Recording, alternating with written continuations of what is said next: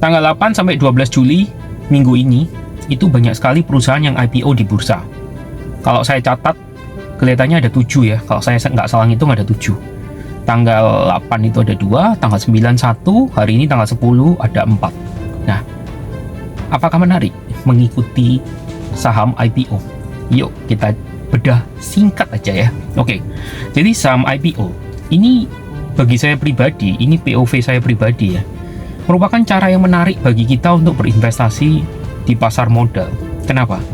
Karena kita tanpa memerlukan, ini kalau versi simple banget ya, tanpa memerlukan analisa yang terlalu mendalam, kita ikut aja IPO-nya, nanti hari pertama kita jual.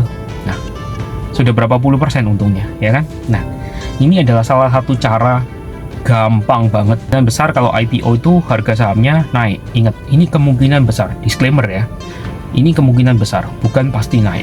Jadi kalau kalian nyoba ternyata nggak naik ya nggak tahu, karena ini memang kemungkinan besar ya.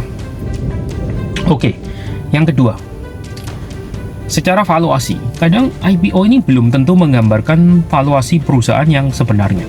Bisa jadi lebih rendah, bisa jadi lebih tinggi, masih tergantung perkembangan bisnisnya dari sebuah perusahaan.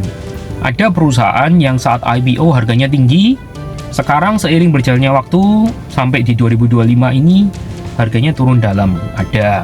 Ada juga yang setelah IPO itu harganya rendah terus naiknya buanter banget juga ada. Nah, tetapi singkat cerita, IPO ini menandakan bahwa si perusahaan ini mulai aktif mencari investor di dalam bursa saham Indonesia.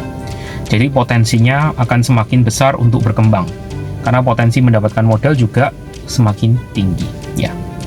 Yang ketiga yang menarik dari IPO itu apa? Nah, anggaplah kita selama ini nyimpen duit kita di deposito ya.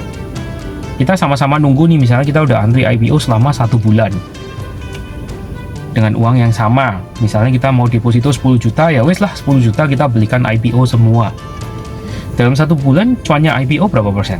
Nah, pun kita versi yang simple banget, kita ikut IPO penawarannya, hari pertama kita jual, kita udah untung berapa, ya udah. Tapi itu lihat persentasenya berapa ya.